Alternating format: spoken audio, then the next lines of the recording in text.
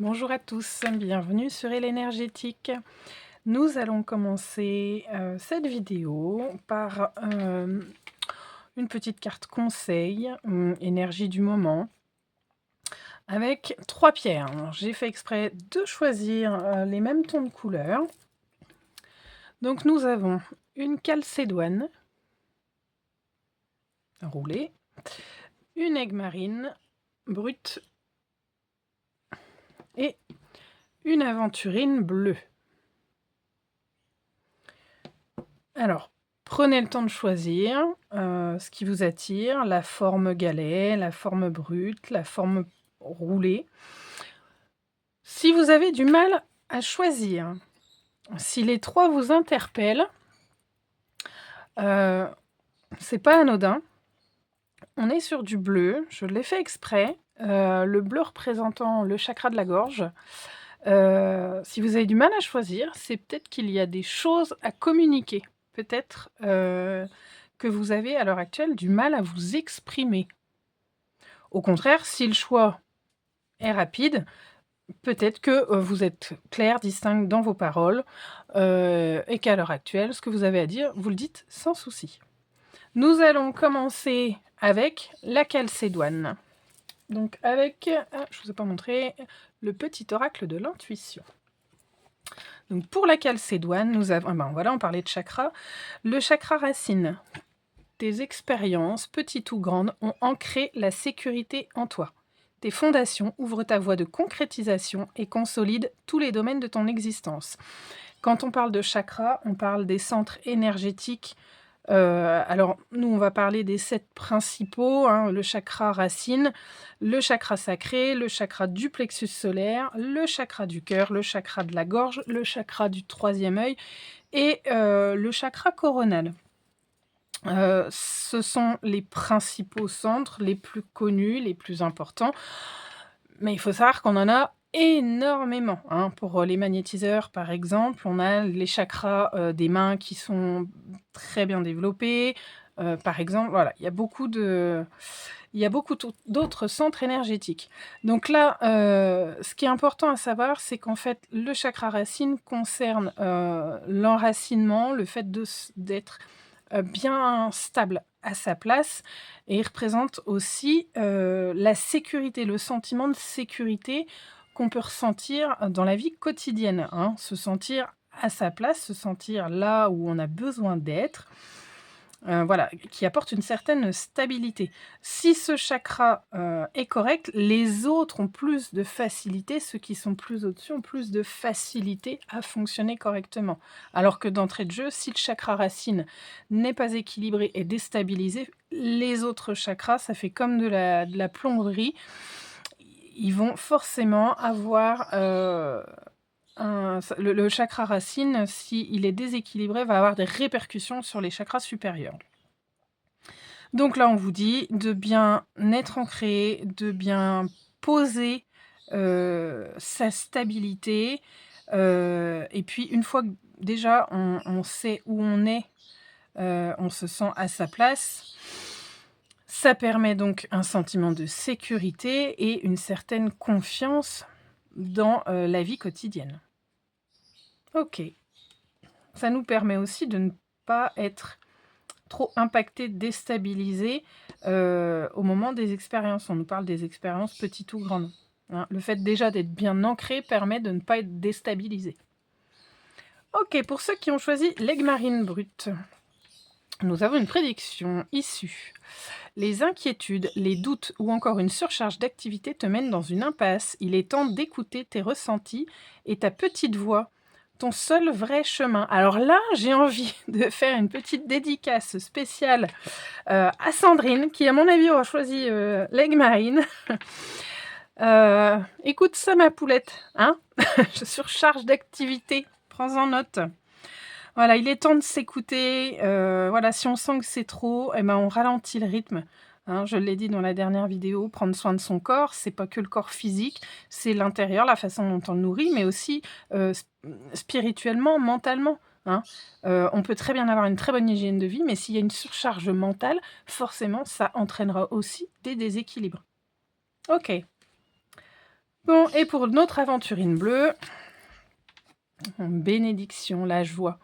Le soutien de l'univers vient à toi dès que tu ressens de la joie. Mets-toi sur cette fréquence, ton énergie devient magnétique et de belles surprises arrivent.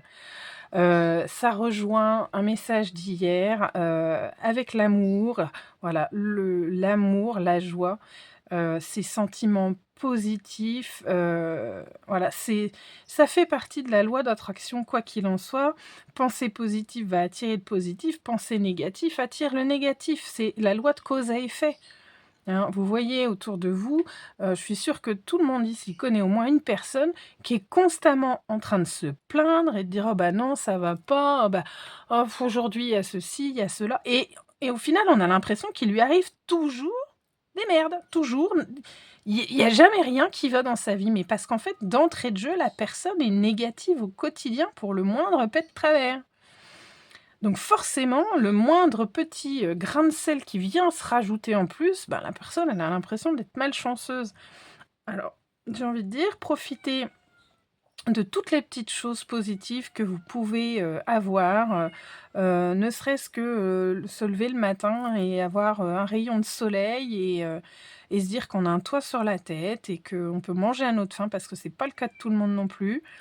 Voilà, la petite joie d'aller, boire un café chez une copine, d'aller manger, avec une amie, d'aller au parc avec ses enfants. Voilà, les petits plaisirs du quotidien, hein. On n'a pas besoin, de finances forcément pour aller se faire plaisir, pour avoir des bons moments, hein. Il y a beaucoup de choses immatérielles qui apportent de la joie. Soyez déjà bien entourés et ça, je pense que c'est déjà une bonne base. OK, OK, OK. Alors nous allons, entamer la guidance, alors avec, le normand lavande.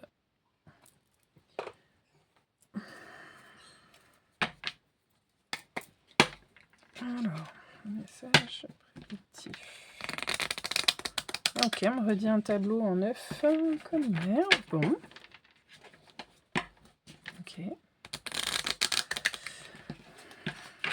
Alors, à la coupe. OK, la brouette, les jardins, la foue.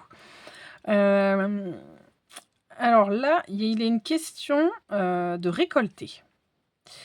Il y a une question de récolte, il y a une question de couper quelque chose, de couper, une situation, hein, je vais rester large, de couper avec une situation, pro, sentimentale, administrative, financière, voilà, de couper pour pouvoir, récolter, pour pouvoir replanter d'autres graines.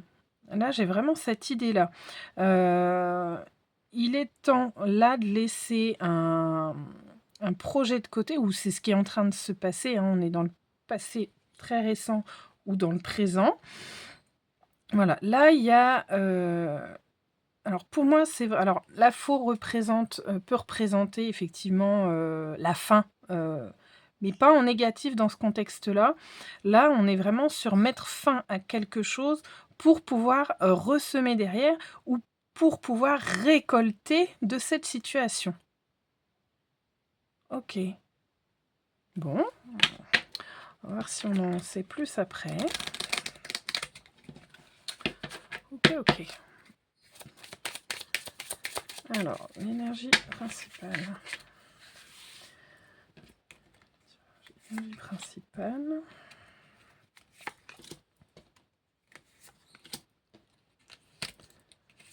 OK.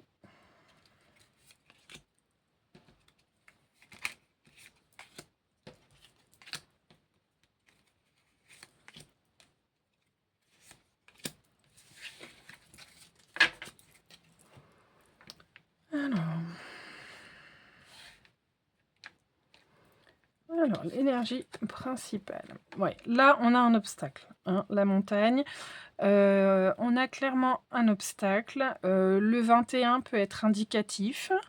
On peut avoir quelqu'un du 21 août ou dont le 21 août, est significatif. On peut avoir quelqu'un dont le prénom ou la personne en face commencerait par L.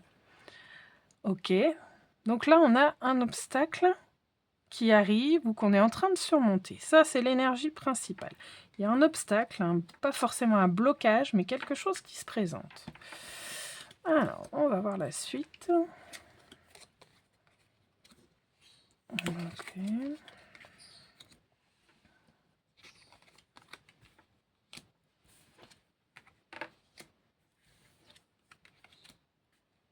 Ouais, la montagne, les nuages.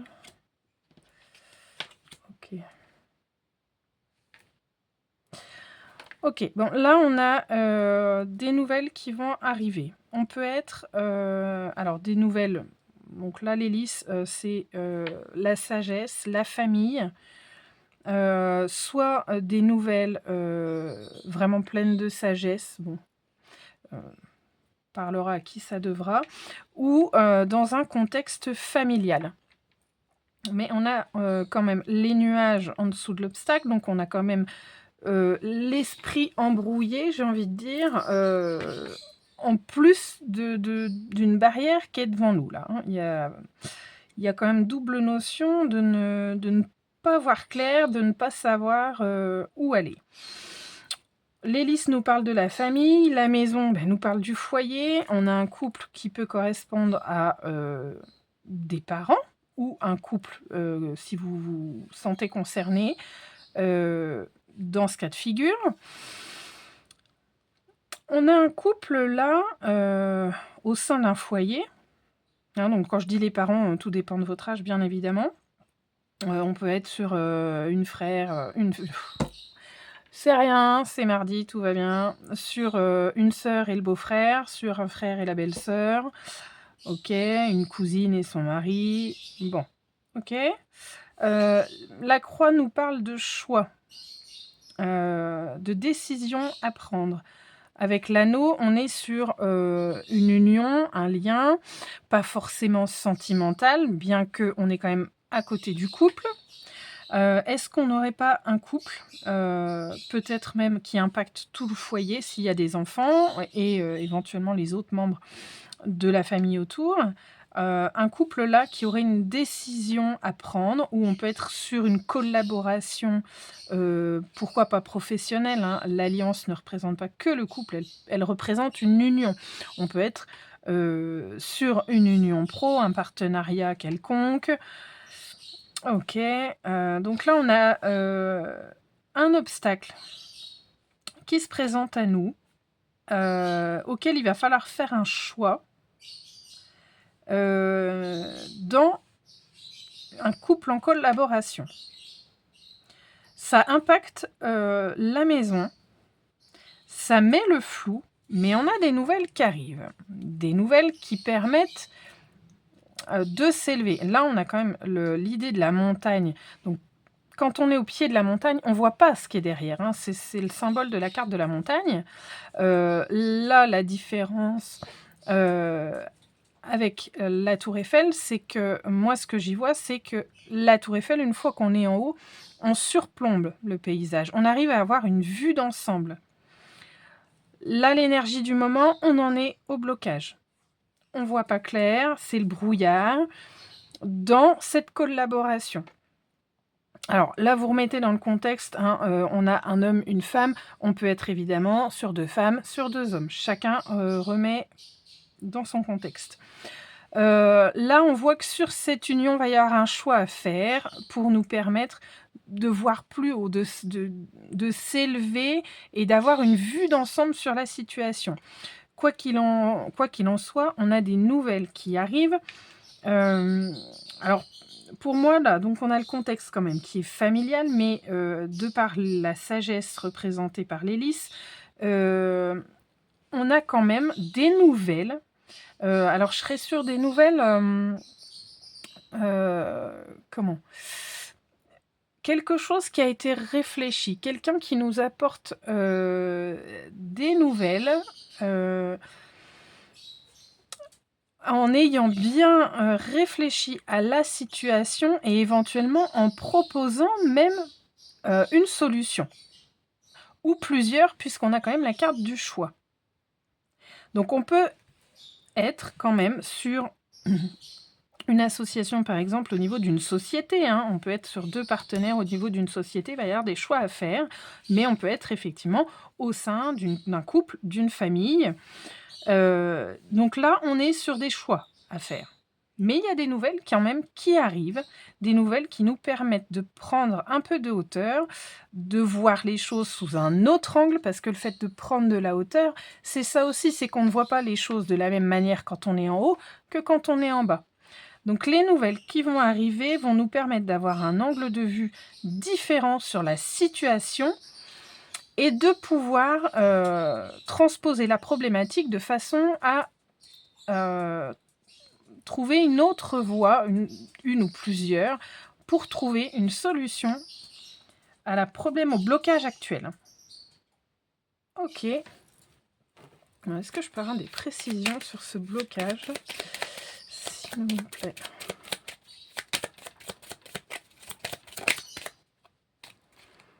Alors, la fontaine. Ok.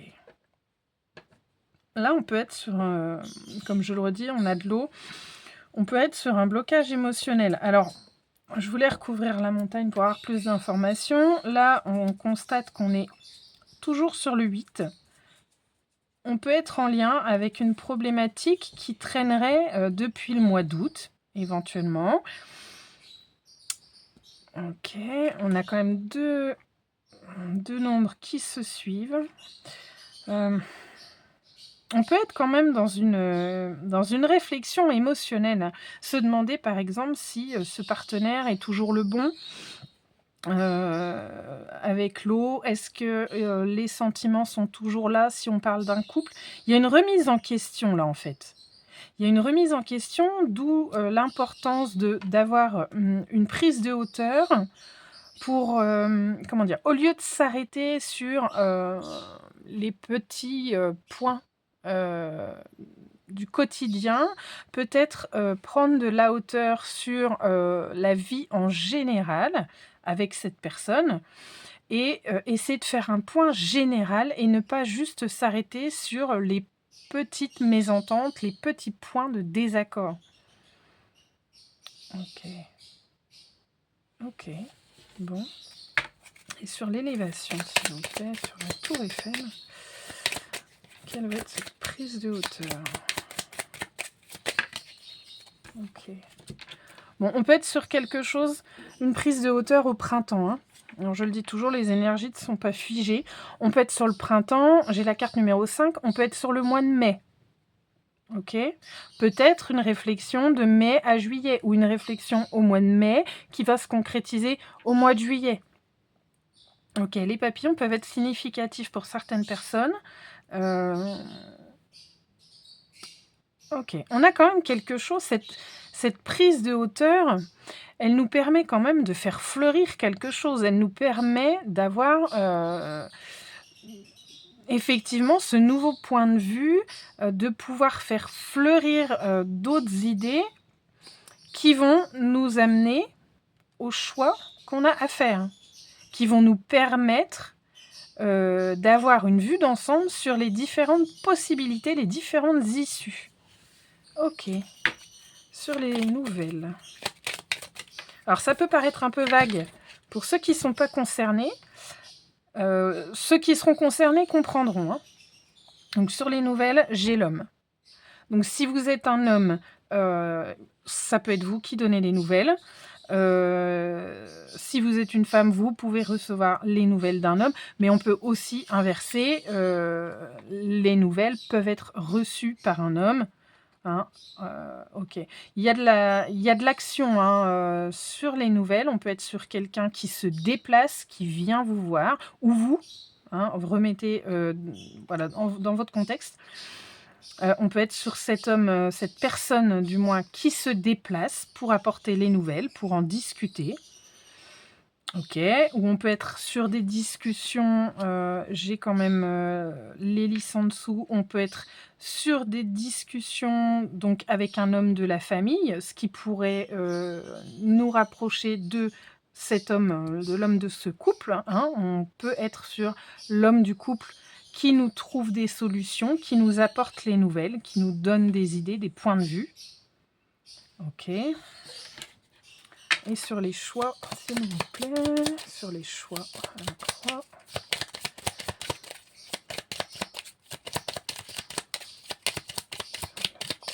Sur les choix, s'il vous plaît, encore des informations.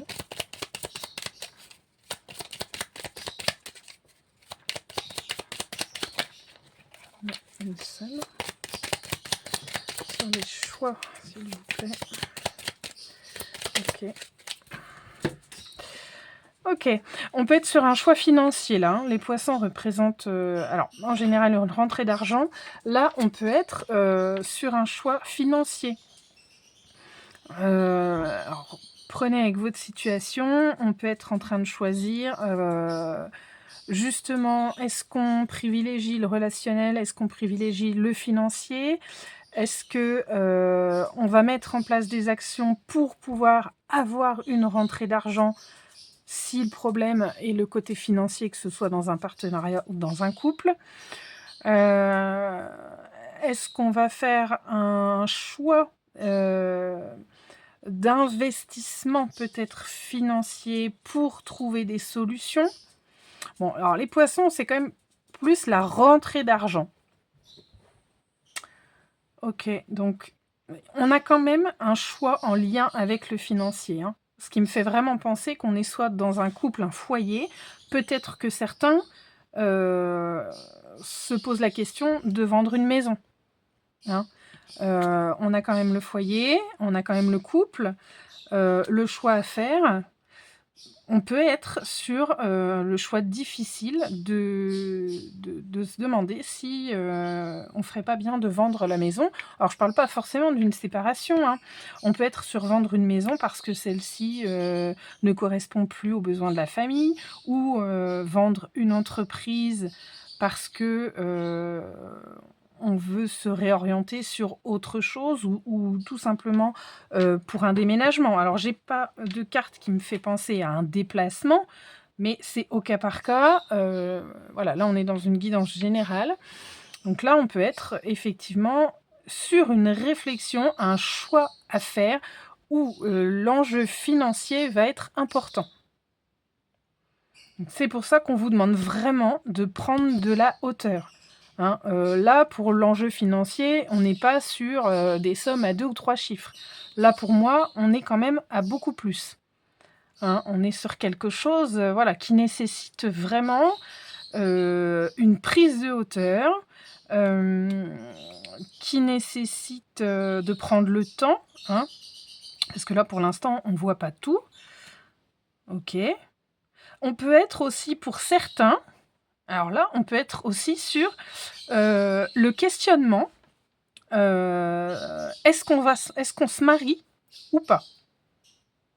Des couples peut-être qui veulent s'engager et qui peut-être veulent s'engager pour des raisons de facilité financière, par exemple, pour un patrimoine, ou pour pouvoir acheter une maison plus facilement. Voilà, là, on peut être sur des personnes qui réfléchissent à un éventuel engagement dans le mariage. Toujours quand même par rapport à un lien financier. Donc on peut être dans la réflexion, oui, mais si on se marie, du coup, au niveau des impôts, peut-être qu'on va en payer beaucoup plus que si on n'est pas marié. Ou effectivement, ça nous permettrait d'équilibrer les revenus de la famille ou de l'entreprise, hein. On peut être sur un couple qui travaille ensemble, qui a une entreprise ensemble. Après, tous les points de vue sont possibles. Ok. Donc là, on vous demande de prendre le temps. Il y a un blocage, il y a quelque chose qui vous met dans le brouillard. On demande de prendre peut-être du temps, peut-être 3 mois, on peut être sur 3 mois, de vraiment ne pas hésiter à prendre le temps de réfléchir, de prendre un petit peu de recul pour voir les choses dans leur globalité. Et puis prendre le temps, voilà, de bien peser le pour, le contre, pour faire le choix qui sera le mieux pour tout le monde. Ok, bon, lecture très riche, très intéressante. Eh bien écoutez, si ça vous a parlé, n'hésitez pas à me faire un petit retour en commentaire. N'hésitez pas à partager si ça résonne pour vous au niveau de quelqu'un que vous connaissez aussi. Si ça vous a parlé et plu, n'hésitez pas à mettre un petit pouce, à vous abonner si ce n'est pas encore fait. Moi, je vous dis à bientôt. Prenez soin de vous, c'est le plus important. Bye bye.